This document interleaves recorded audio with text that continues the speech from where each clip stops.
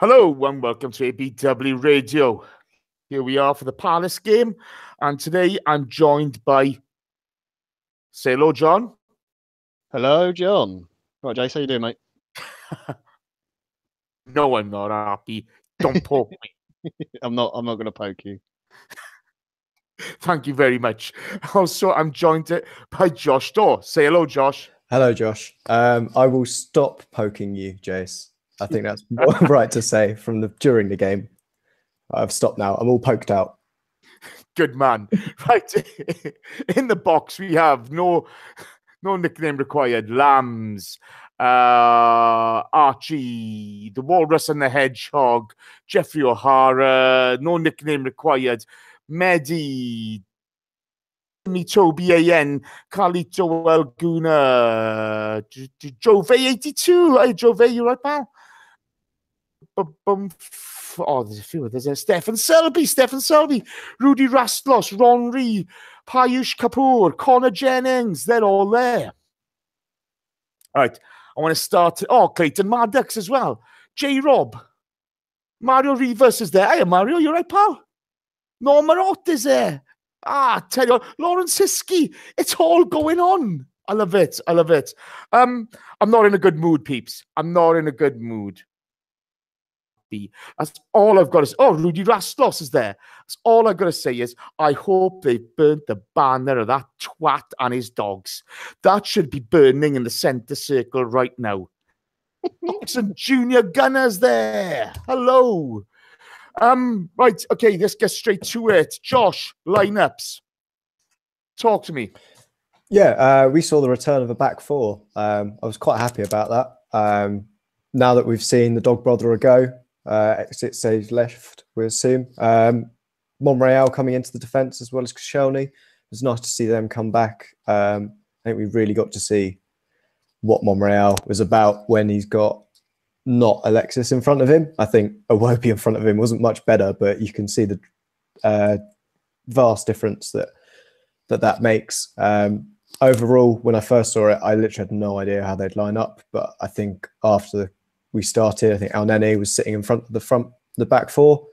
And then it was just a kind of a Wilshere Xhaka in the middle, Ozil and Iwobi trying to offer some kind of width, and Lacazette fronting up. But overall, I wasn't too surprised with the lineup, but it does look, with the outgoings that we've got or the ones that are impending, the squad does look quite thin when you look at that bench for attacking firepower.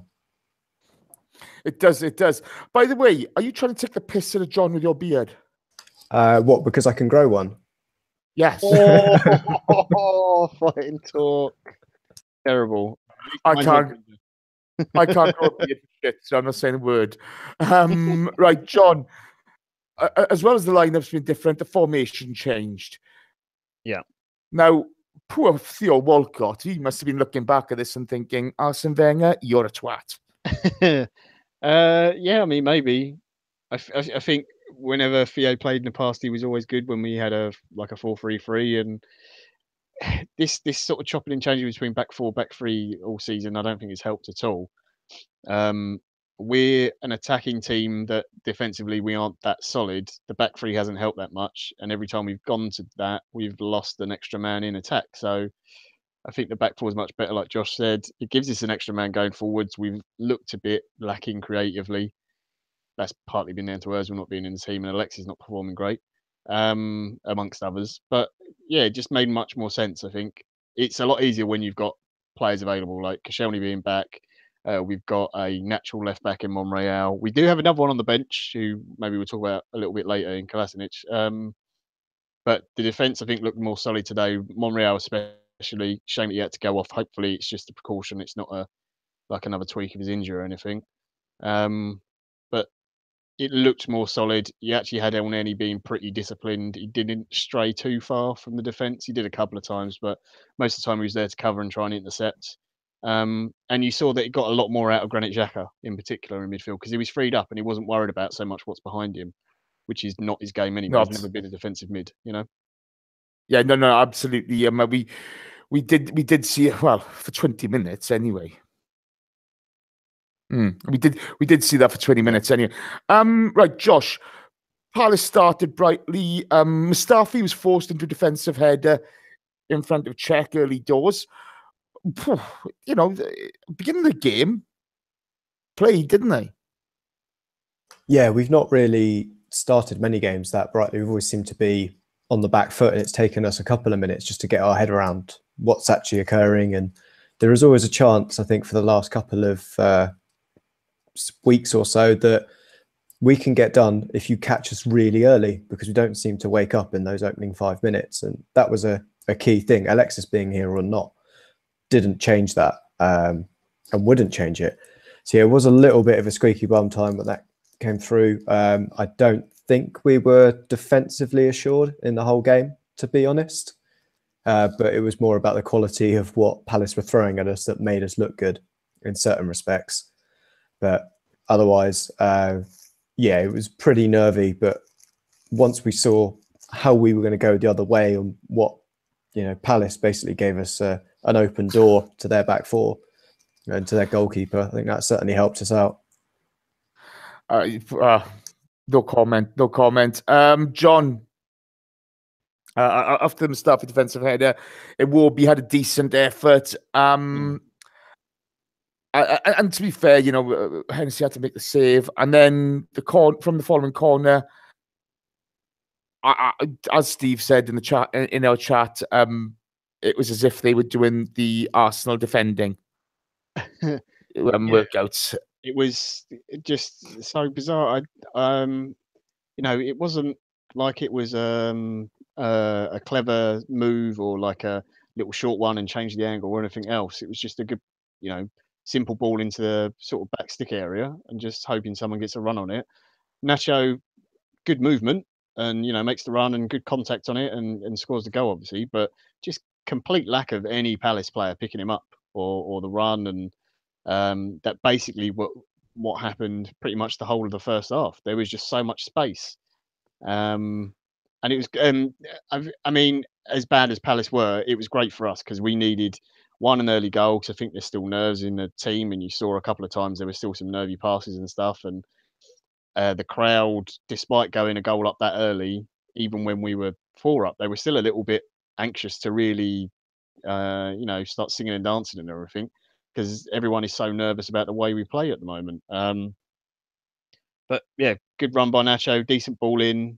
You can't really ask for anything else, and it's just as long as you get on the end of it. But if Roy Hodgson, I mean, I don't know if he's the type to tear into players, but yeah, I would have slapped every single one of that Palace team in the dick today after they came off, because it was fucking woeful.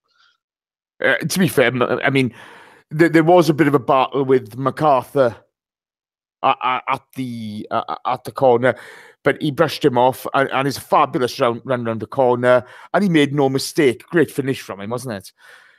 Oh yeah. Like it's the one thing with Nacho. I think that's his 3rd or 4th goal this season. He's shown as his time at Arsenal has gone on, he's actually quite a adept finisher, and he's improved every season. And I think defensively as well, we've really missed him. He's just very calm and sensible on the ball, and just does the simple, easy things. He doesn't try to overcomplicate stuff. And like, that run wasn't particularly complicated, but he did the right thing. He got the correct side of his man, you know, and just hit it on target. You don't have to be flash with the finish or anything else. And that's how you get goals. That's how you defend well. I think there's a few more players on our team that could learn from him. John, did you just say an Arsenal defender got the right side of his man? Yes. An Arsenal sorry, got the correct side of his man when attacking. I didn't say defending. Yeah. This is the thing. You know, Monreal is technically one of our better players. You know, his technique on the ball, you know, simple movement, the pass and go. He does everything very, very well. And, you know, he gets a lot of stick at times for not much. You know, he doesn't do much wrong. He gets a bit of stick. But I thought he was really good in the way he set that up. Josh, a player who I love giving stick to. You know, I just love giving stick to him because it's just fun, isn't it? But Alex Iwobi, who has come in for a lot of grief recently, and rightfully so, because his performances have been crap. But today, You can only play what's in front of you, and Iwobi grabs a goal after he fell over the ball. Poor bugger. But yeah, talk to me about Alex Iwobi. Yeah, you know that we've got very polarizing views on Alex Iwobi. He's Yeah, but I'm right and you're wrong. Well, yeah, we shall see. He's only young, bless him. Yeah. No. Got that Let's on his make it side. straight. Yeah, He has. he's got that on his side, and I think at the moment he shouldn't really be starting for Arsenal as often as he does. But that's more down to the quality that we haven't got available, and you know, I'm sure we'll come to it later about impending transfers. But he does need to improve his game, and it's against these kind of teams that we should be playing a kind of an Alex Iwobi in there, resting our bigger stars and showing what they can do. He showed it last season. It was 1st of January where we played Palace, and he got the, you might forget because another goal was scored that kind of took all the plaudits with Giroud's scorpion kick, but he got the first in that game. And I think this is the kind of level that we should be having him start. It's a bit like where we've got like the Reece Nelsons, the young guys playing in the, you know, Europa League, and we saw those guys against the Nottingham Forests. You know, they're not in that level yet, and I think we've got the same with Iwobi, that he's had some decent games this season. I think I did like what he did against Chelsea earlier in the season when Ozil was out for some Ozil-esque reason. I did enjoy his performance there, but we were missing that complete killer pass that you get from Mesut Ozil, and he is just that layer below. But I think if you get the right creative players around him and he can learn and grow, then he's certainly got an Arsenal future.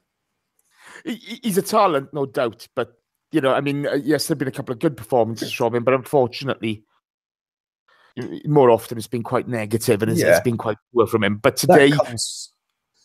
that comes with being a young player. You are more inconsistent than you are consistent with your performances, and at least they're not consistently bad. He is a sporadic talent, and for a young player, they're going to work through that. But today he took his goal well, didn't he? And bearing in mind, it was a difficult ball before for him to control. He fell over. You know, he came back, and it's a decent finish. He's got his goal. We're 2-0 up. That's what you want to see from him, isn't it? Yeah, absolutely. He is a player that I think does have a decent instinct on him, not necessarily in the box, but for shooting and scoring. I think he just needs to be a bit calmer. I think that's his biggest problem, that he's a bit too lively, a bit too excitable, just needs to calm down a little bit and become that kind of clinical finisher. I think we can get that from him, but otherwise, great movement from him to keep his head up when, you know, it looked like the attacking move had broken down, and the run from Nacho to come in right in behind and thread it back to him was fantastic. I think it was a full, selfless team performance. There isn't a single player that you could say in our attacking lineup that is selfish, and I think that was the big difference that we'd see. We're going to come back to that a bit later. Okay. And to be honest, we're going to be incredibly harsh today. John. Koscielny, you know, that's all it is 4 goals on the trot, yeah? So talk to me about Koscielny's goal. Similar in a way from Nacho's again. Good movement, nothing, you know, spectacular about it. Just good run, gets the correct side of his man or the wrong side of his man if you're looking at it from Palace's point of view, whatever way you want to look at it. And you know, puts it in. But again, it's poor defending from Palace, good ball in from us, and he just does the right thing. Just make sure you get it on target, you know. And at that point, you know, when we were 1-0 up after 6 minutes, I thought, wow, this is, if we can then just sort of calm down and be chill for 10 minutes and then go again and build, we should have a good chance here. But because we've got that second goal and then the third one comes, Palace are just all over the place. They're crumbling. The defenders are sort of looking around at each other. They don't know what they're doing. No one knows who they're picking up. We exploited it as much as we could. I mean, that goal comes from a set piece, but I think our general play from the start of the game to the fourth goal, or maybe 10 minutes after that, like in open play, was fantastic. And Koscielny had a good game today, I thought. We weren't especially tested defensively, but the few times the ball was put in behind or he had to make a run or anything else, you know, he was getting back with his man, with Sakho in particular, and battling with Benteke when he had to, coming across to help Bellerin out with Zaha, depending which side he was on. So yeah, good game, and it's so disappointing that he is not really going to be available, sort of 3 times a week, just because his ankles aren't going to be able to do it. Because when he is rested and he's on his form, he's a superb player, and he's a threat in the opposition box as well, and he showed that today. He's technically very gifted, isn't he? He's technically very gifted, but the problem he got is he is, was he 31 now? Yeah, I think so. Yeah. Yeah, he's 31, and he has got this tendonitis issue. It's never going to get better, and that's the problem. The goal, Josh Lacazette. The drought ends. Go on, have a go at it. Well, he's gone full Lukaku, hasn't he? Game's dead, and he's got a nice stat paddy goal, but he's needed it. He has needed that goal for a while. We've been getting a lot of stick. That's straight at Chris Carpenter. There's a lot of shade thrown there, I'll have to say. But can we please point out that that's the as somebody put on Twitter, that is the stat pad the Lukaku goal? Yeah, that is. But it's like we've been saying for a couple of weeks. That guy has needed one to go off his arse because he just couldn't seem to do anything right. And it was this kind of game against Palace that you're a bit like, you need to get the goal here. But that build-up is just absolutely, mesmerising. Jack Wilshere into Mesut Ozil with the back heel. Obviously watched the Hazard goal against Brighton earlier, which was full of back heels as well. But wonderful assist from him, and just leaves it on a plate for Lacazette to score. I'm sure we'll mention later how we think perhaps we should have got a couple more. I'd hope this guy would have picked up a couple more from the opportunities that we could have created from him. But yeah, it was a great goal, and especially needed for that guy if we are looking to get in another striker for him as well. That this is the kind of game that these kind of potential fringe players really need to start picking up and showing what they've got. Yeah, let's expand on Lacazette. John, his movement has been continually good. He's kept on working hard, and see a bit of relief off him today. You can see a bit of relief off him.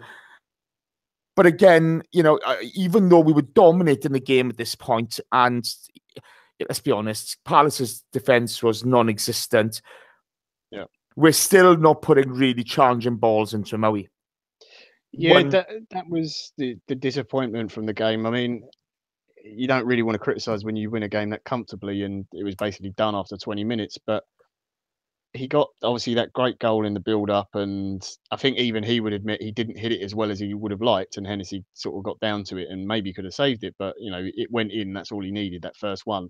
But he's never shied away from working hard, to try and get a goal. And there was still times today in the game where we had complete control, and he was popping up in space, and the ball wasn't coming to him early enough, or he was offering for a 1-2 to try and make something for someone else, right? Not being selfish, and they weren't using him. So I think they are still learning how to play with him. It's disappointing it's taking as long. I think that's partly maybe he has struggled a little bit more than people thought to adapt to the league and the physicality of it, the speed of the league. He's not exactly the striker that everyone thought we were getting. I think a lot of people did think he was a very, very quick striker, and he's not that.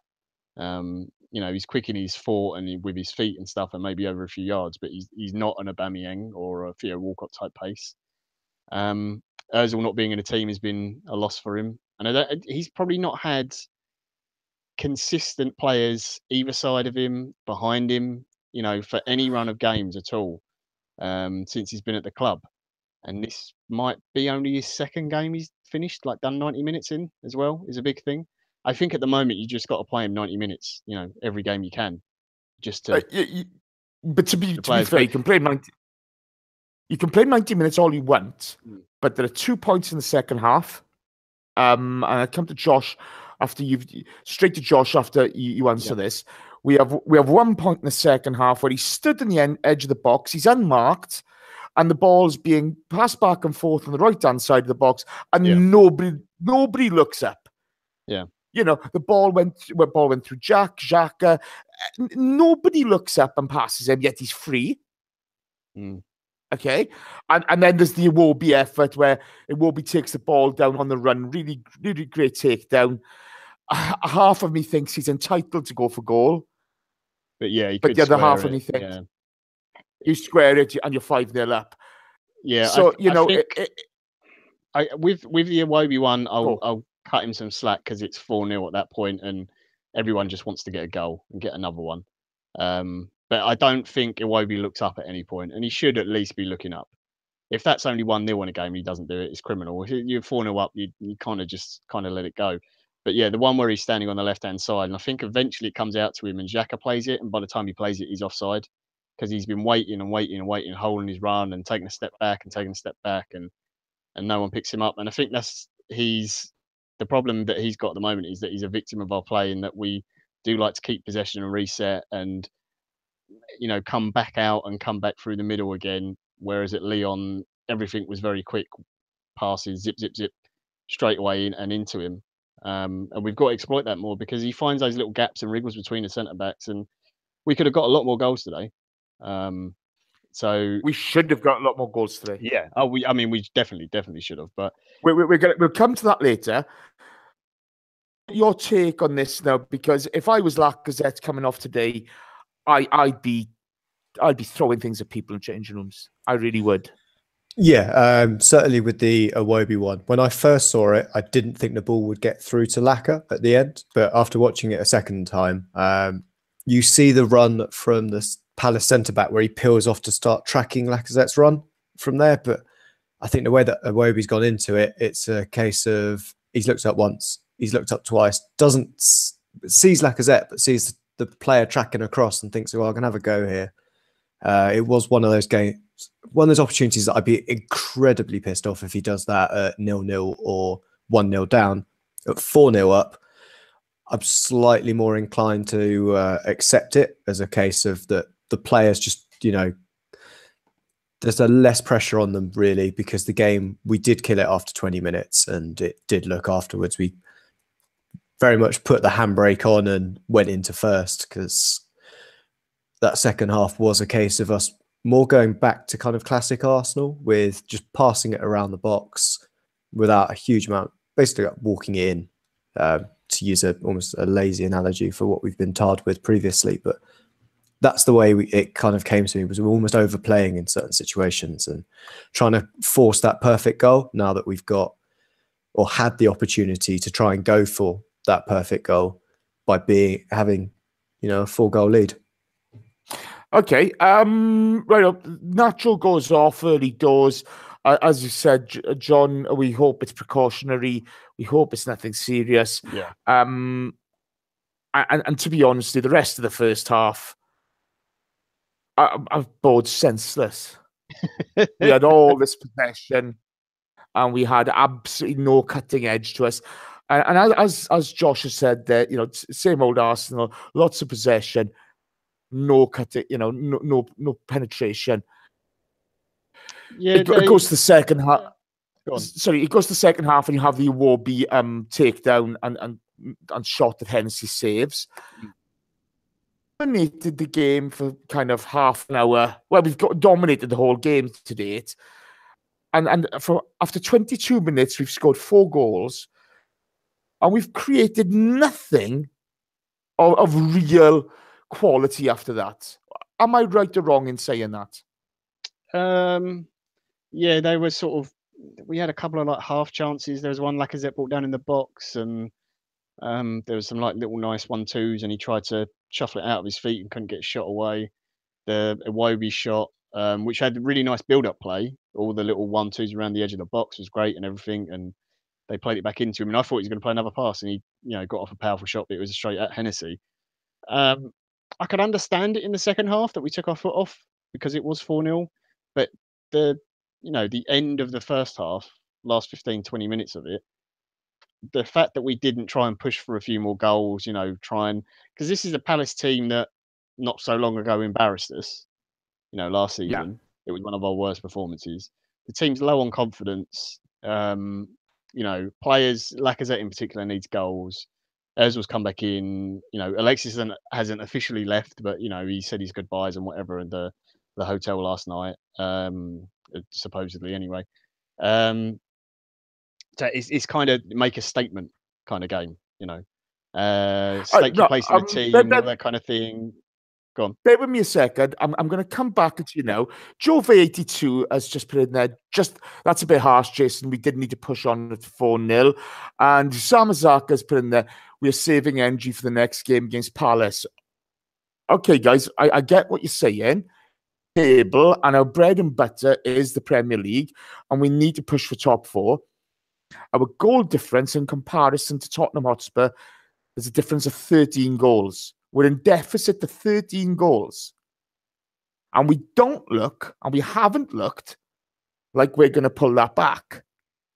So today, if you're 4-0 up after 20 minutes, isn't it the perfect opportunity to go out there and have a crack at getting a few of those goals back?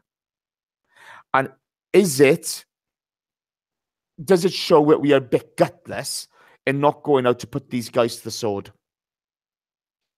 I don't know if is it gutless? The first half I was disappointed there weren't more goals. There should have been more. Yeah.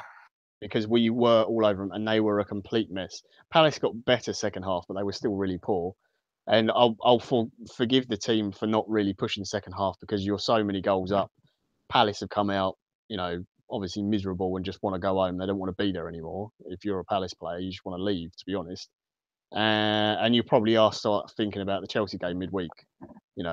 Arsenal's probably, I assume, might have said something half time like, just ease off a little bit, 10, 20% less, just keep the ball, just be sensible with it, just don't overcommit, that kind of thing. And when we've got the 3 points and we can, maybe bring some players off, like try and bring Ozil off like he did and a few others and rest them up for the Chelsea game. But I do think there is a case for us trying to score more in the first half and trying to create more for Lacazette as well. Because while some other players' work rate did drop off a little bit, he certainly didn't. No, that's right. Josh, your thoughts on that? There's a glaring difference in goal difference. We are way behind. And today, I'm really disappointed because I thought, you've done the hard work early doors. They're on the back foot. They're not happy. It's time to take advantage of them. Yeah, I mean, at 23 minutes in, you could have seen us scoring 10 against this side and really, really ruining this team. We know it's a thing that Arsene generally hasn't done across his career, is really put a team to the sword. I think the only big win I can think of off the top of their head is the Ludogorets one, but they were so bad last season that they basically just gave us all those goals. We didn't need to. It was more difficult to miss the opportunities. We still, in the second half, had to actually create and play around that this Palace team. I think Roy was basically so angry with them. It was like, you're going back out there and you're running through for the next 90 minutes. I think the only sub he made was because of an injury. So that team was just drilled for the next half of just showing anything but what they did in the first half. And I think that, coupled with the fact that we completely backed off, because of the fact we were 4-0 up, and it's generally not our way to put a team to the sword, that it's we've ended up with the result. But I think we can claw back some goal difference across the rest of the league. There's no way we're making that 15 goal gap in this game, however how likely it did look in the first half. But we certainly could have made a decent dent in it. Yeah. I think that's the frustration, isn't it? Okay, a couple more and you're happy, but we wasted so many opportunities after that. The game goes on. John Czech makes a good save from Benteke. The game drifted away. It got to the point where Lacazette is scrambling back 30, 40 yards to make a challenge on the edge of the box to win the ball. We totally lost all momentum at that point. And then the Milivojevic goal. Go on, talk to me. That was disappointing. I don't know, I haven't got the stats, but we've actually got a pretty decent record from corners defensively this season. And I know people will go, we're useless from set pieces, but it's not true. We actually concede a lot more from open play. But that one, it's so disappointing because you don't win the first header, and then the second one, there's no one really challenging for the second ball, and it's a very simple, basic thing. You hear it on a Sunday league pitch or kids playing, second ball, always win the second ball, don't let it bounce, all that kind of thing. And we just let it bring it down. And to be fair to him, he brings it down really well, and has a good turn and gets the shot away. There's not a lot Cech can do about it because it's come through a sea of bodies, and he's put it right in the corner, to be fair to him. But the defence just sort of static and standing there, and I think it's come from you're 4-0 up, you've taken your foot off, the concentration's going a little bit. I was listening to the commentary that I had for the stream I had on, I think it was Matt Holland, and whoever the lead commentator said, "Oh, Matt, you must have had this happen to you in your career." Matt Holland actually laughed. He said, "Well, not very often, to be honest, because I didn't play for a team like Arsenal, but," he said, "it has happened once to me, and it is very easy just to switch off because you're so comfortable in the game." Yeah. It doesn't excuse it, and it's disappointing because it would have been nice to keep the clean sheet as well. And Palace, to be fair, in the second half, they put a couple of decent balls in. They didn't really get on the end of them, and that was their only one, and they converted from it. I think the only other one they had was Sakho put a really, really good ball in from the left-hand side for Benteke, and Cech made a really good save. So I'm sure Cech will be really upset because, again, he still hasn't got that 200th clean sheet in the Premier League. Which there must be. He's never going to get it, is he? It's so frustrating for him.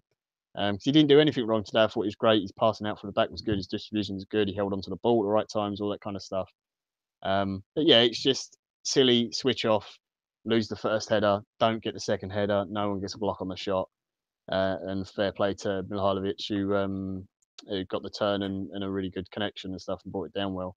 But it was second half, sort of 10, 15 minutes into it, it was a very strange game, and the referee as well was very bizarre. It was very it was a bit old school, that game, some of the challenges in it and what was going on. He was talked up before the match. Josh, have you seen much of this guy? I can't remember his name, to be honest, there.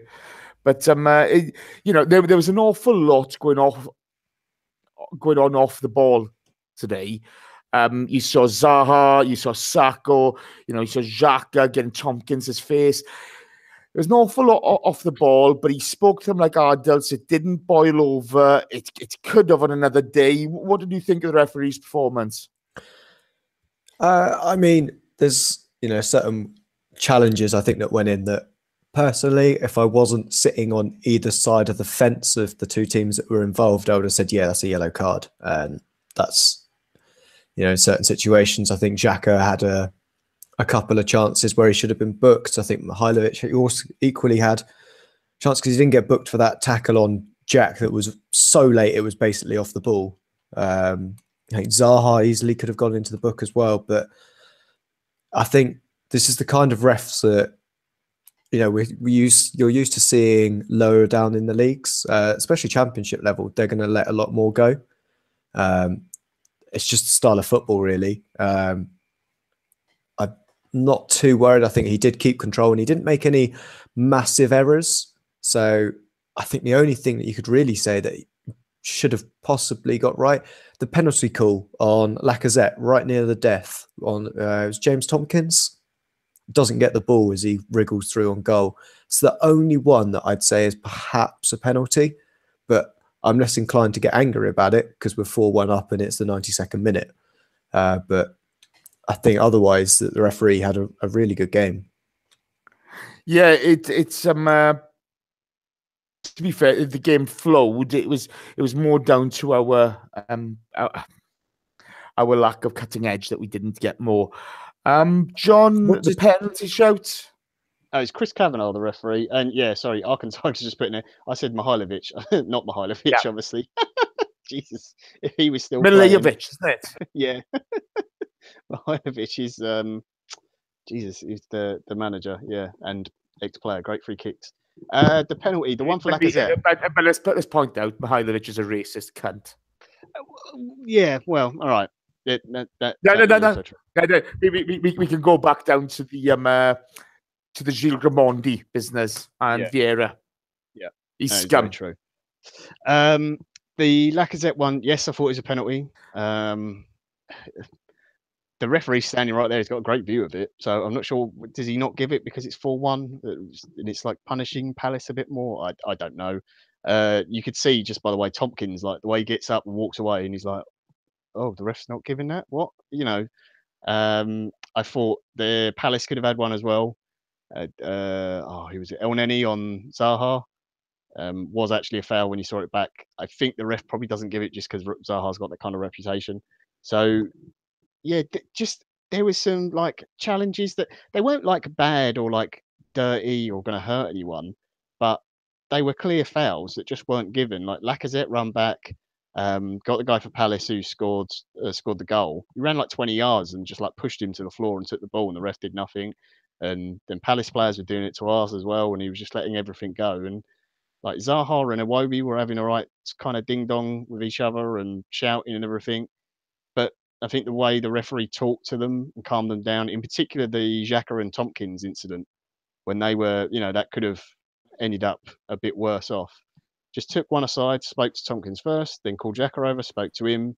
Another referee might have just had a big crowd of players around him and just shown 2 yellows, and it could have got a lot worse. So, although I do think he should have booked some players today, it was refreshing to see him actually talk to the players like as equals rather than to talk down to them as kids. And I think footballers will probably appreciate that more and that style of refereeing. I mean, you saw the one where Cabaye got completely wiped out and came off injured. Yeah. He shook hands with Mustafi. He's upset about the injury and everything, but he wasn't complaining to the ref because of the way he'd been treated throughout the whole game, and I think the way the ref approached it. So maybe we need to see a bit more of that, and maybe people have to adjust a little bit the way the Premier League, like maybe it needs to get a little bit more physical like it used to be, say 10, 15 years ago. More like what the championship is at the moment. I can't see it ever going that way, but to be fair, I thought, I thought there was a bit going on from both sides off the ball. I thought he handled it well. It didn't bubble over. If he's missed one, that's hardly a crime. But it was, it was a little bit of a disappointing game. I found, after being so far up early doors, a couple more goals and you couldn't complain. Complacent, and it's something we've done in the past. That's the game covered off, guys. Josh, I'm going to start with you. What are your overall thoughts of the game? Are you happy with that? Are you disappointed? What do you feel? From the last couple of games I've seen, overall, I'm quite happy with the result. It's certainly a change in performance.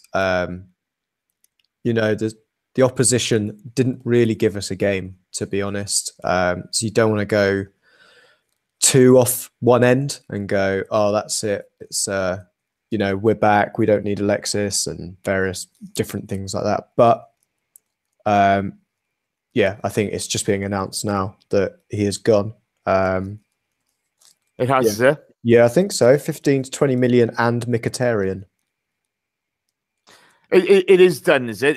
Where's this been announced? The Mail are now putting it out now. Okay, it's the Mail. Yeah. Let's not quote the Mail.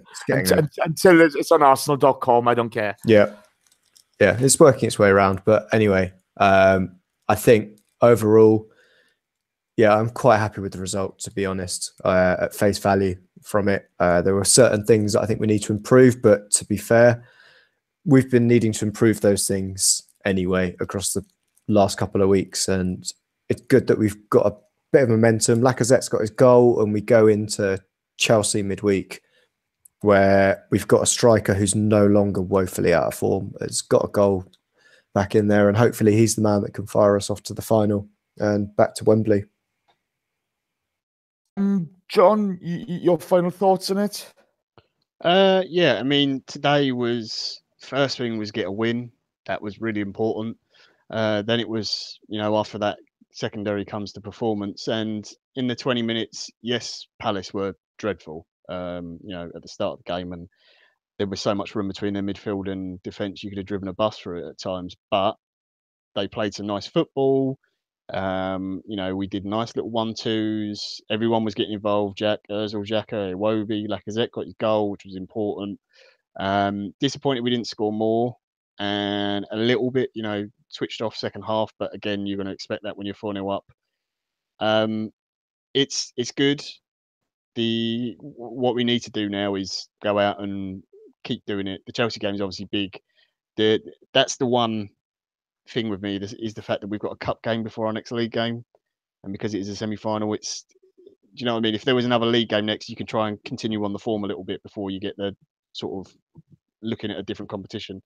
But yeah, you just want to get results at the moment. I think in the league, people will just take wins however we can get them from now to the end of the season. You know, just to try and get in top four. If we only put in, you know, like good classy performances in the Europa League or, you know, League Cup or whatever, fine. Just getting 3 points on the board at the moment is the biggest thing. Yeah, no, that's fair enough. I am disappointed. I thought, you know, with the way show that we could handle putting them to the sword after that fourth goal went in. You know, Monreal going off was disappointing, but you know, we're gonna after this we're gonna talk about Kolasinac.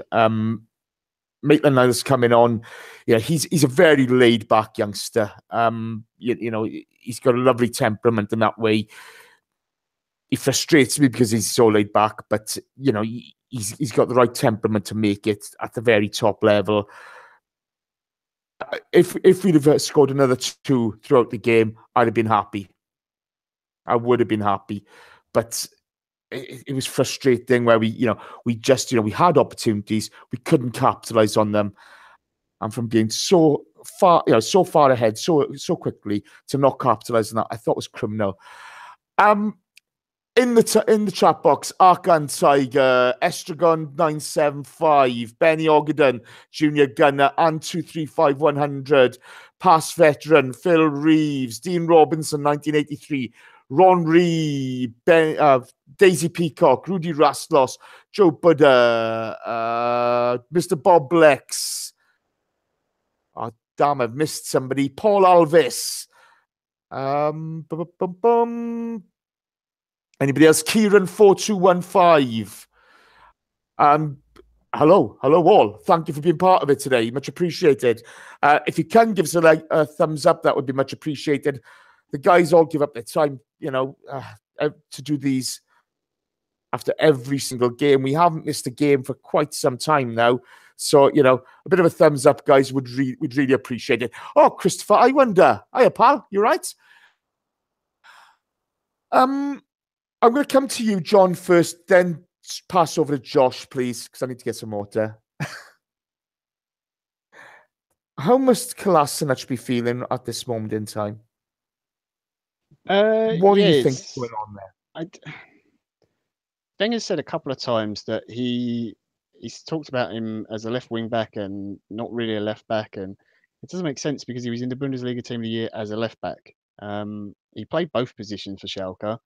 And obviously they also changed their lineup and the way they set out their formation. But if Nacho comes off injured, and I just got a tweet here from Filippo Clare, it says just on the Nacho thing, it's just a not precautionary measure. Same caution for Ozil, who's just getting over a knee problem. So it shouldn't be any big issue. It's just in case he just got a little knock on a previous injury, so should be okay. But I'm not sure Arsenal's 100% convinced by Kolasinac defensively. When you saw him eventually come on, he came on as a left midfielder ahead of Maitland-Niles. But that is, I don't want to say insulting, but it's worrying when you're being essentially dropped for a kid who is 20 years old, I think, Maitland-Niles, who's playing totally out of position.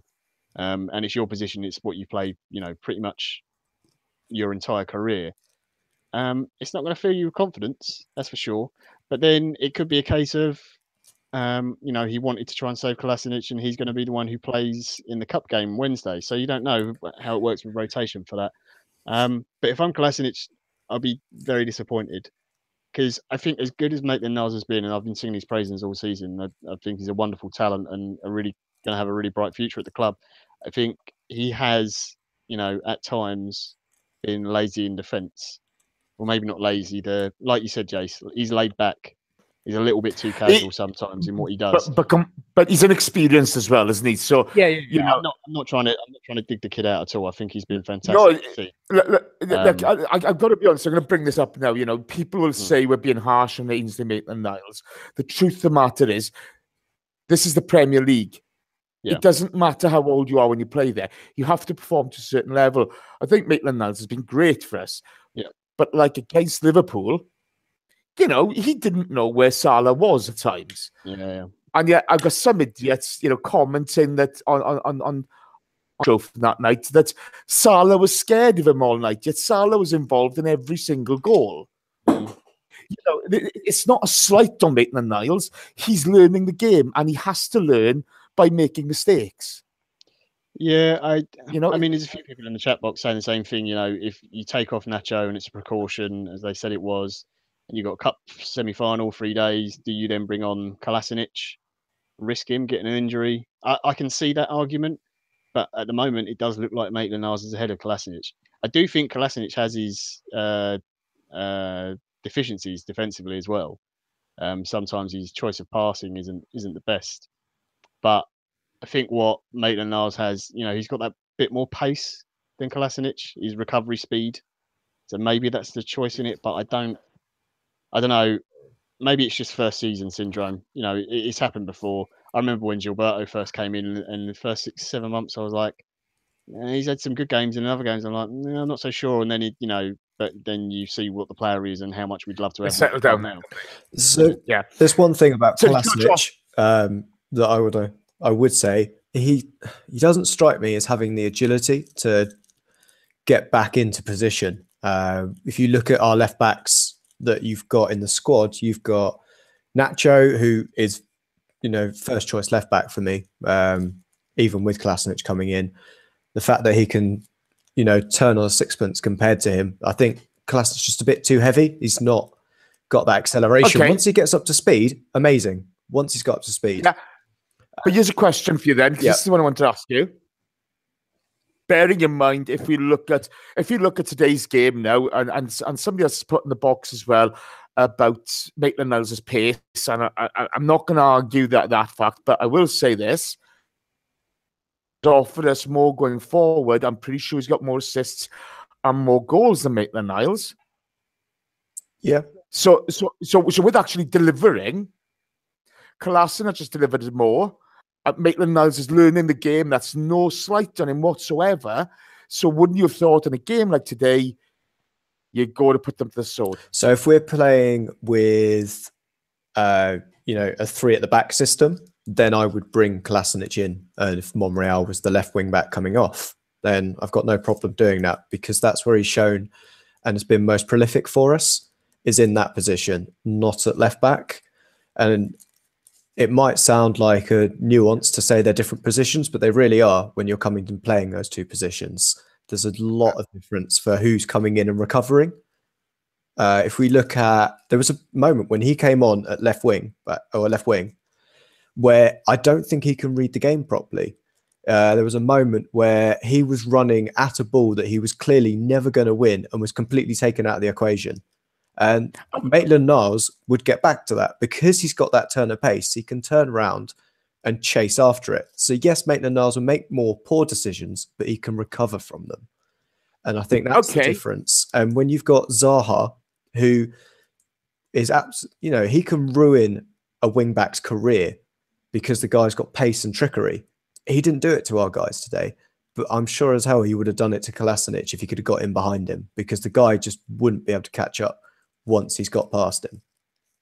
Okay, John, you know more about German football than me. Schalke, what did they play last season? Was it back, 3 at the back or 4 at the back? Was Kolasinac a left back or a left wing back? He played both for Schalke. I'm trying to... Oh, God, last year... He jumped in at centre-back as well for them, didn't he? Yeah, in certain situations. Because they changed they changed manager at Schalke last year. Was it just once or twice? I can't remember. But they played both. They played 3 at the back and they played 4 at the back. But he played left back and left wing back. So this is what I'm trying to get at. what I'm trying to get at is, if he's made the German team of the season playing left wing back and left back, the guy knows the game. Yeah. Game inside out. And have we actually given him a chance at left back this season? Because I'm pretty... I may be wrong in saying this, but... I don't think we have. We started the season with the back three still, continuing on from the end of last year. And he played left wing back, looked exciting at the start, but then he made a couple of mistakes, was taken out of the team. I think he picked up an injury as well. Came back in again.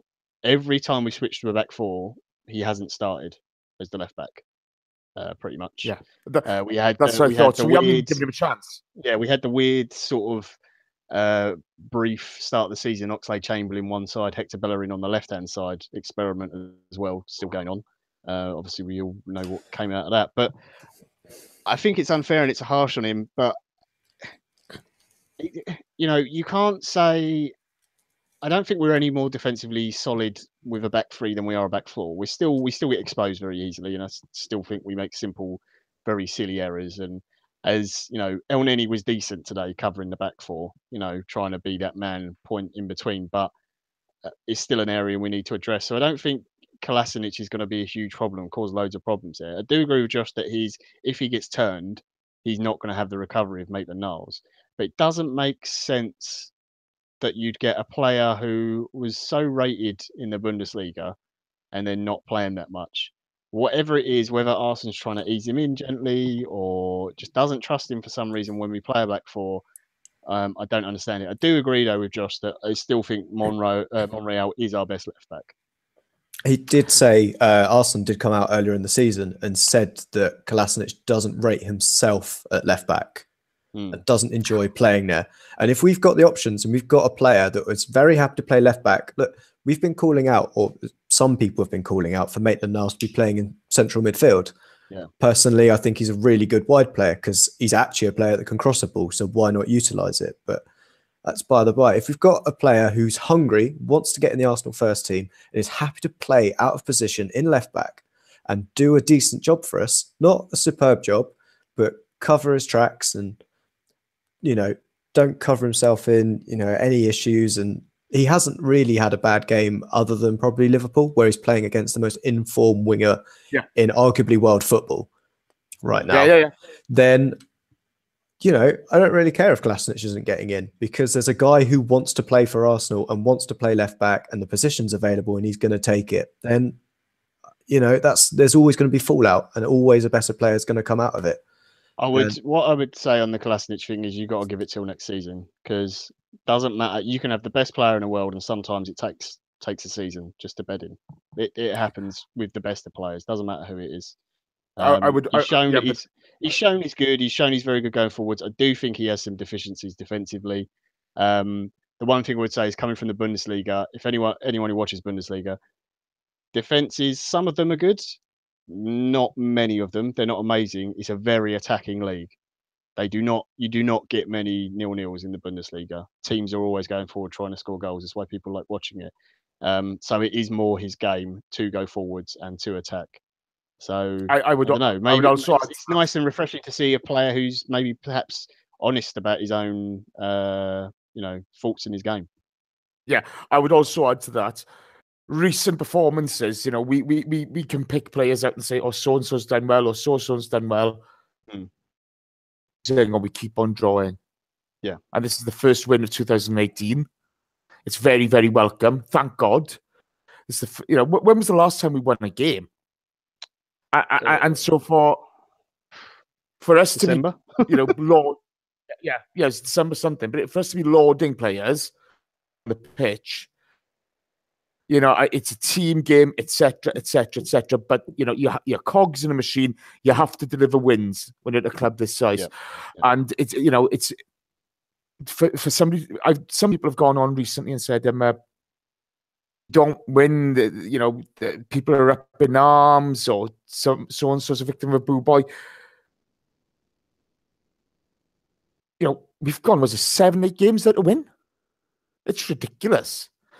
And when you're playing Bournemouth are hardly ripping up the Premier League. Palace are hardly the greatest team. I think Palace could have been our last win, to be honest there. I'm not 100% sure. I think they might be. I'm just looking at it for now. But these guys are fighting relegation. To be, we need to be performing better as a team, and that's a fact.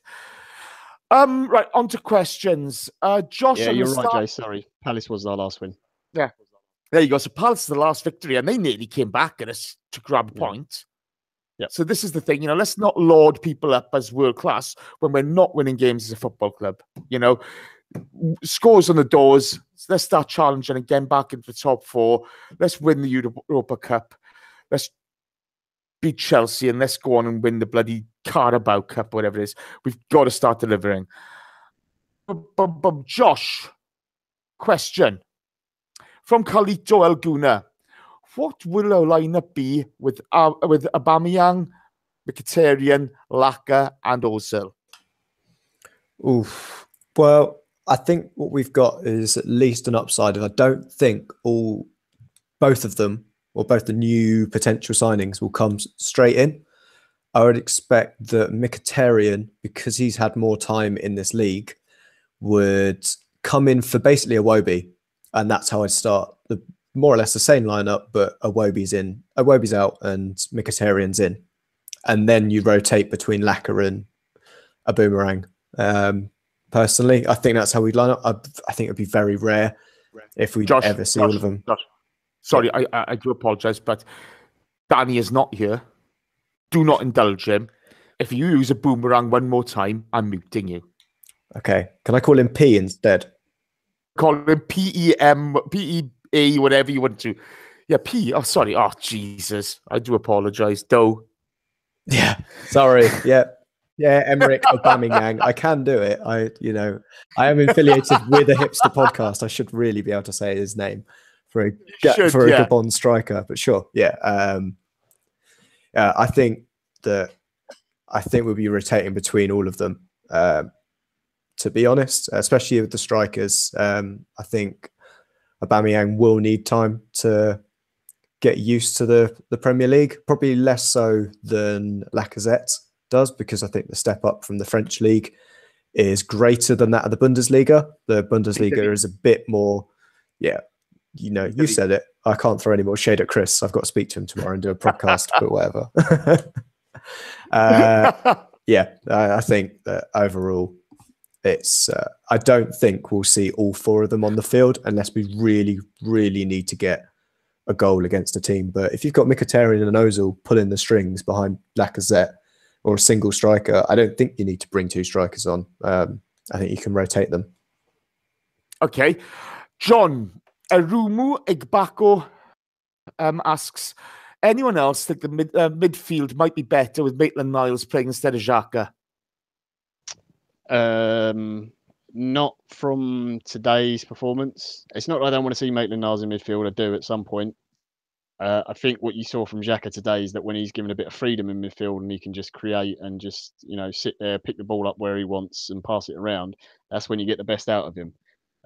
That's how he played at Gladbach. That's how he plays for the Swiss national team. He has people running around him. He can create from deep and find space, and we all know what a wonderful passer he is. Yes, he misplaced some passes again today. Everyone misplaces passes. Jack did it. Ozil did it. Koscielny, everyone does. No one's going to have 100% pass accuracy. I think there's maybe an argument that you could bring him in for El Neni and maybe let him do the El Neni job today. The fact that he's not, I think that's what he basically plays in the youth team, or used to anyway. The worry that you might have with him perhaps switching off a little bit is negated by his recovery pace. You've seen he's a lot quicker than people think. A lot quicker. So I think if he does make an error, he can recover for it, and he has shown he's got a very good tackle. And he's nice and neat and tidy on the ball as well. His passing, you'd expect that from anyone who's come from the Arsenal Youth Academy. So I think you could see him in the El Neni role, but I wouldn't drop Xhaka for him. No, I don't. It's a big ask for. It's a big ask for a young player as well, isn't it? It's a big ask at left back. You can tell he's technically excellent. He's not scared of a tackle. He loves a tackle. But, he's still learning the game. I'm torn on where to play him, to be honest with you. I really am. I do think he will eventually end up in midfield, and he will be a central mid. But I think the lots of people clamouring for Xhaka to be dropped. I can see Xhaka being rested. That's fine because he's played a lot of football and he hasn't been given any time off. And maybe when Ramsey is back and available, maybe that happens. But I think putting Maitland-Niles in that particular role, if we end up playing this 4-3-3 and one of the three midfielders sits a little bit deeper, I think I'd rather see Maitland-Niles there than further up. Yeah, it's. I think one of the things, I know we played a 4-3-3 today, but one of the things that, I mean, Gav used to say in the podcast is, strong square, your two midfielders or three or whatever, and your centre halves, they have to be solid. Xhaka's getting a lot of grief. Dom will tell you it's all about partnerships. It's not just the one guy being isolated for this. He needs help. And quite a lot of the time, certain players, their deficiencies are ignored. People accuse us of doing that with the Iwobi. But I think Xhaka has had an awful hard time when, he's totally innocent, but, he hasn't had many friends to help him out, so to speak. Yeah. I don't think he's ever played in the midfield too. Ever. No, I think El Neni certainly helped him out today with offering that shield behind. It's incredible. We sold Coquelin and Walcott, and immediately the game after, we play with a holding midfielder and wingers.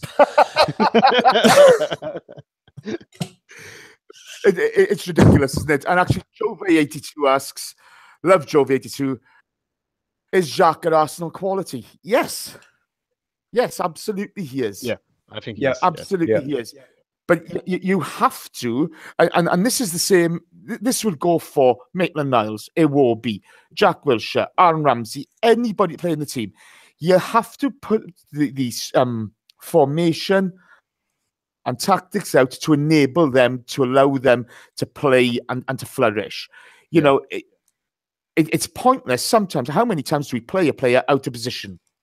How many times do we not support Lacazette? How many times, yes, these players make mistakes, but I think Xhaka gets an awful hard time when other players are totally ignored. I know in the podcast this week, the guys had a bit of a pop at Czech for the goal, for the first Bournemouth goal. Yeah. What about the four players? Jack, Mustafi, all these guys are out, not stopping the cross. Yeah. And it's not, it's very difficult at times, but, we've got to allow them to be able to flourish. And that's a bit of a problem. Josh. Mehdi asks, do you think Giroud will be going the other way to Dortmund? I don't know. You're not asking the ABW resident ITK, are you? I've got very strong links to him, but he doesn't tell me everything. He doesn't know fuck all about it. Let's but he is French striker. He's got. He's a French striker, though. Yeah. Let's get this straight together. When we talk about ITK and Chris Carpenter in the CAC, he knows nothing. He knows absolutely nothing. We have no interest in Malcolm whatsoever. Jon Snow has got more knowledge than Chris Carpenter. Winter is coming. Not talking about the news presenter. I think. What was the question? OG, is he going out? I personally do not want Olivier Giroud to leave Arsenal Football Club. For me, with the skills he's got and the attributes, he's 31 now. He's not going to lose his pace because he didn't have any to start with, and that's not what his game is. He can. Yeah. Some people go absolutely spare if he did this, but I would happily see him sign with us till 34. He can play till that kind of age. He's just a hold-up striker. We can play off him, and I really actually want him still to be at the club because he will always offer us something. Once this World Cup goes out of the way, he won't be targeting Euros, arguably, because he'll be, 33 by then, if France don't capitulate and don't get there somehow. But again, they'll probably have changed their manager, so he'll be back. He'll be out in the cold, and, the the guy who likes to solicit midget porn will be back in. But otherwise, I don't want Giroud to leave, and I don't think he has any reason to leave. So he'd be happy with a lesser, wouldn't be playing week in, week out for us, but he would be coming on and changing the game for us. And I think that can be his role once the World Cup gets out of the way, because that's the biggest problem we've got at the moment. If you look at the two players that we're looking to bring in, the big names, they're arguably the biggest names available who aren't going to the World Cup. And the same with the player that's exiting. Chile aren't going. This is one of the risks we took, that Alexis's performances would maintain at a big, high level because he'd want to perform to make sure he's in form for Chile at the World Cup. And then they managed to get a position of great power. Out of this. Sorry. I don't care about Alexis Sanchez. He can go fuck himself. Sorry, pal. That's all right. Right, okay. So you don't want Giroud to go? Nope. Okay. Do you think he'll leave in January? He could go on a loan deal. I've just got a feeling, though, that I think Dortmund would target a different striker. I think they might go for Michy Batshuayi. Okay, cool. OG. John, Mm-hmm. do you think Olivier Giroud could go? If we sign Aubameyang, I don't understand where Giroud fits in the team. It doesn't make sense to me. If we sign Aubameyang and I'm Lacazette, I'm going fucking mental and walk straight to the manager's office and ask him what's happening. It's very strange. He's different to Aubameyang and Lacazette, clearly. So I'm not against keeping him in the squad. Like Josh, I think he's very good and he's reliable and he's great off the bench. Offers us something different and he's amazing when he's back to goal. But if you're him and you want to go and play for France, surely that would put him third place in the selection process, to play through the middle. We're not in the FA Cup anymore. Yes, we've still got the Europa League, so maybe he plays in that. But even then, let's say Aubameyang comes in and he's amazing. He goes ahead of Lacazette. Lacazette surely at least gets the Europa League then. And where does that leave Giroud? On the bench for the Europa League? Does he want to do that? Hold up, yeah. Let's not carpenter the shit out of this. Yes or no? Do you think he'll stay or go? If we sign Aubameyang, I think he'll go. Okay, cool. Josh, you didn't put this guy's name in. You git. Wenger has said that Alexis couldn't play today and it's difficult to drive north and play a game of football. It's because I put it in there. My name's in there. You put it in. All right, Yeah. Sorry. Fuck Alexis Sanchez. I hope they burn that fucking banner. I hope his dogs fucking bite him. Twat. Arkan Tiger asks, did it get in there, you Gunners? Well, you fantastic first half, Hunger, and sublime interchange of passing to Ozil and Wilshere. Good afternoon, lads of the ABW radio show. Good morning from Sydney. Oh, blinking heck, you're a birdie does, Arkan. Nice to have you on board, fella. That's not a question, Josh. Why did you put that in there? You get to give him a shout out. He's up at 4 a.m., to watch Arsenal. I'm sure he's seen worth performances and got up at 4 a.m. I don't blame him if he's gone back to bed. Arkan, you're a legend, pal. An absolute legend.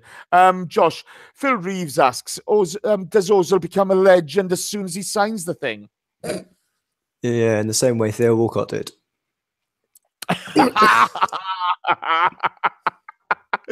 As long as he doesn't go missing on the pitch. Do you think Mesut Ozil signs for us? I don't know, but I hope he does. So I'm trying not to carpenter it now. You're getting short answers. Top man. I appreciate that. John, does Mesut Ozil stay? Yay or nay? No. I agree with you. I think he goes. I think he bails. Yeah. I think he's very good at PR. Yeah, I think he's played the PR game perfectly. There's no sign of him putting pen to paper, is there? No. John, I'm sticking with you. Bradley Tucker asks, Jamie Carragher said Conte would be a great replacement for Wenger. Do you agree or disagree? Oh, I'd love him all day long. I love Conte. He's great. Defensively sound, team plays to an actual shape and formation. Players all know their jobs, their roles. He's getting more out of players then you would expect. No one is expecting Victor Moses to be in a Premier League winning team and be consistent and perform in it. So yeah, I'd take him all day long. Josh? No, not the manager for me. Why? It's mainly through his record in cups. I think it's our best opportunity now that the Manchester City machine is going to basically screw the Premier League for the next couple of seasons, that cups are our best options of getting trophies, and Conte has got the most awful record in the cups. He was manager of the Juventus team that couldn't win the domestic cup there, but could walk away with the league. He won titles. He won league titles, 2 league titles, and another one at Chelsea. That's it. He hasn't won a single cup. I thought it was 3 at Juventus. Was he there for 2 years or 3 years? I thought every year he was there, but he's only won league titles. He's not won cups, and a multifaceted manager. And there's no way we're winning the Premier League with Manchester City there at the moment. Oh, Jesus, here he is, Mr. Positive. Okay, fair enough. Pot calling kettle black, Mr. Davies. He won 3 league titles with Juventus and the Supercoppa Italiana. Yeah. How do you not? How do you not win the domestic cup in Italy? I take him, but simply because of his league form. I mean, I know he's having a tough time at Chelsea this season, but I don't think we got a bad squad. I think bring a couple of players in, you get more out of the guys we got, and I think we could challenge. Josh, I'm sticking with you because Arkan Tiger did ask a question, and it's assuming Aubameyang and Mkhitaryan are signed. What do you see as a best starting 11 and formation when all players fit? Let's not forget about the whole formation. I'm looking at how would you play those two? Mkhitaryan, I would play on the opposite flank to Mesut Ozil, like we saw Iwobi. Yeah, which I said earlier, that I think Mkhitaryan comes straight in for Iwobi, keep the shape that we had today, and depends on which striker's in form. If Aubameyang is not going through a goal drought, stick him in. If Lacazette's not going through a goal drought, stick him in. I think that's the upside of what we've got right now, is an opportunity perhaps of having 2 world-class strikers to battle against each other. Okay, cool. John, your formation up top. What I would play, or what I think what Arsenal you would play. I would play. You would play. I would play Aubameyang and Lacazette up top. I'd play 2 strikers. Oh, nice. I'd play 2 strikers. Everyone's like, oh, you can't do that. No, play 2 strikers. Do it. Play 2 strikers, 4-3-1-2. Play Ozil in behind. Just ravage teams. We can't defend. Just do it. Just bang goals in. They'd be absolutely petrified. Yeah. Okay, cool. No, I like it. I'm no fan of Aubameyang, but you cannot deny his goal-scoring record. It's superb. I'm not a big fan of Mkhitaryan either. I think he goes missing an awful lot. But does Mkhitaryan remind anybody here of Alexander Hleb when he's on the ball? A little bit. With his vision and stuff, not the way he runs with the ball. Hleb had a very distinctive style, didn't he? Yeah, he's very lazy, but sometimes Mkhitaryan just drags that ball around, and he just kind of reminds me of him a little bit. I know what you mean. They're those small. The way they run, the way they dribble with the ball, they're very difficult to describe exactly, what their position really is. They're almost like that you kind of you pick 10 players to play a formation, and then you just go do what you want kind of thing, because I can't really tell you where to play. I think he's one of those kind of types. Yeah, I find him. I really don't know. Do we think Aubameyang and Mkhitaryan will happen? Yes or no, John? All the noise sounds good, so yeah, I guess. Okay. Josh? Yeah, as what John says, hearing the right noises. I still think something's going to go wrong. I mean, that's still in the back of my mind. Still in the back of my mind, but it'll get to last out a window and no one signed, and we're like, shit, where's Kevin Doyle? Is he still in the MLS? Can we ring him up? Or I know. Solomon Kalou come in, as they were saying on the podcast this week. By the way, really enjoyed the podcast this week. If you haven't listened to it, listeners, listen to it. It's brilliant.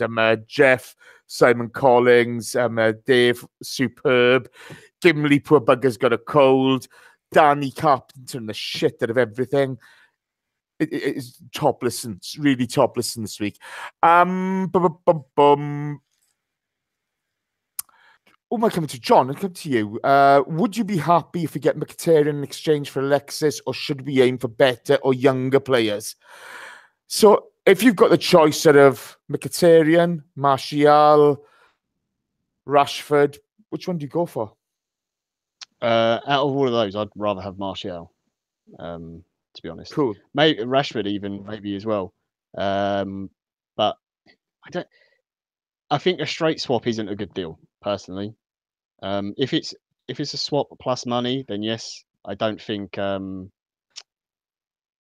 they're as good. I think Alexis is a better player, basically. But I think the difference is that we're in a position where we have to basically get rid of Alexis, just because it's not. He clearly doesn't want to be here. He's going to go in the summer for free anyway. So why not get a player out of it? I like Mkhitaryan from his time at Dortmund. Hasn't worked out for him at United. Is it going to work at Arsenal? I don't know. What creative player, though, has worked under Mourinho?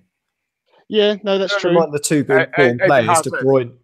Eden Hazard. Eden Hazard did. He had his best season ever under Mourinho. That's fair. Yeah. Playing as a wing back. You know who else worked really well under Mourinho? Mesut Ozil. Yeah. I don't know. Certain types of players. You think when Mourinho first came in, he had Arjen Robben, Damien Duff. I know they were wingers rather than say number 10s, but some players work out, some don't. I hope that with Mkhitaryan, it is just a case of he just doesn't get on with Mourinho and he comes to Arsenal and he finds his form that he had at Dortmund. But it is a risk. Yeah, I'm really not sure. I'm really not sure about him. I see him. We're talking about when we've played Dortmund. That game where we had Arteta just looked as if he was 90. Mkhitaryan was on fire. But when we beat them at home 2-0, he was crap. He went missing. I know I don't watch as much German football as other people, but he's got that tendency for me. And we've got too many players like that. But again, with what we think was going to happen to Ozil, he could be perfect. By the way, Benny Ogden, you asked that question. Sorry, I didn't give you any credit on that. Last question of the day, guys. Norma Ott. Are our inbound signings cancelled now we won big? With Wenger, we'll come out with something. We have enough quality in the team, etc. What do you think? That's what I put in the WhatsApp earlier, I think. Oh, I said the same thing, didn't I?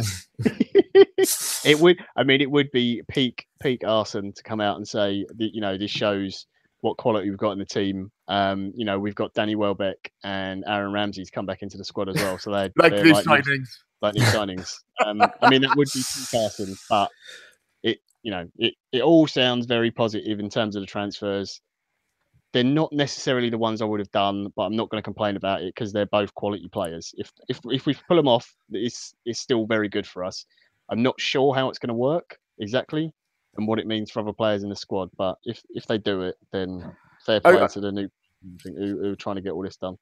Okay, before we go on, a final question for both of you now, because the rumblings are that Arsene Wenger has got very little to do with this transfer window. Apparently, it's all Sven and Raul, okay?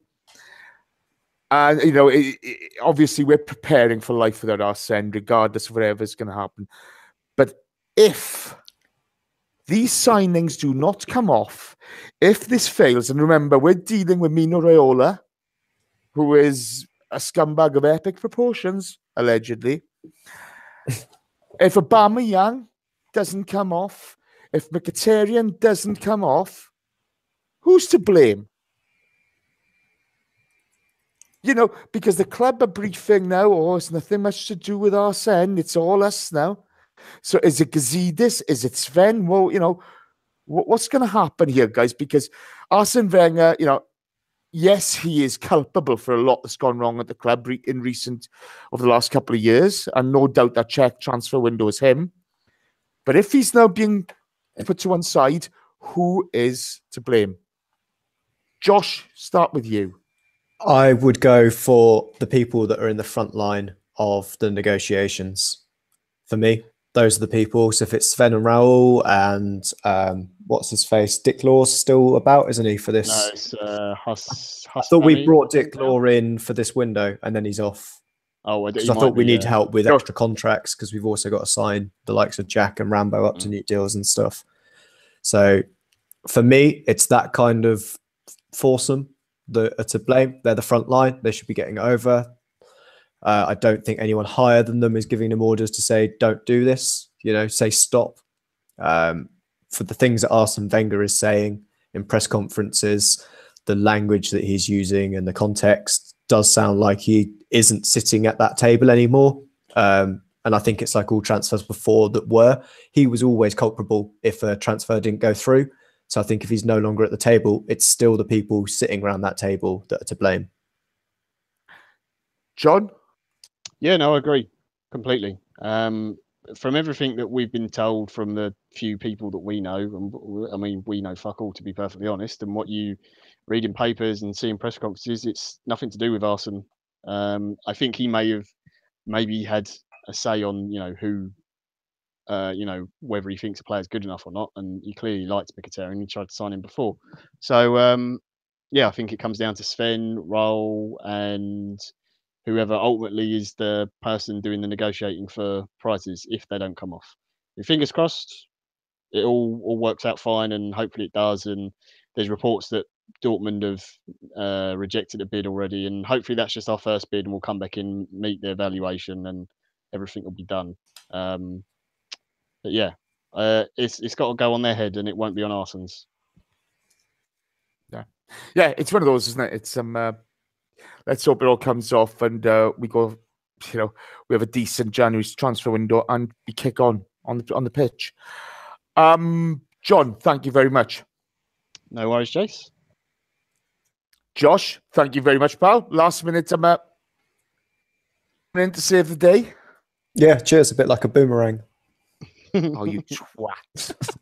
You twat. I'm going to shave your beard off.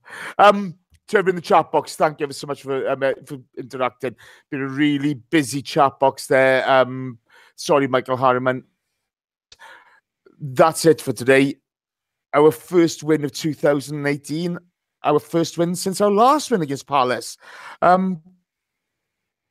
That Sanchez is gone. He can go fuck himself. Hopefully we're going to get some players in. Thank you ever so much for being part of it, guys. Keep it Arsenal. Good night. Oh, I've forgotten to switch the bloody thing off. I tell you what, I'm a shambles. I do apologise.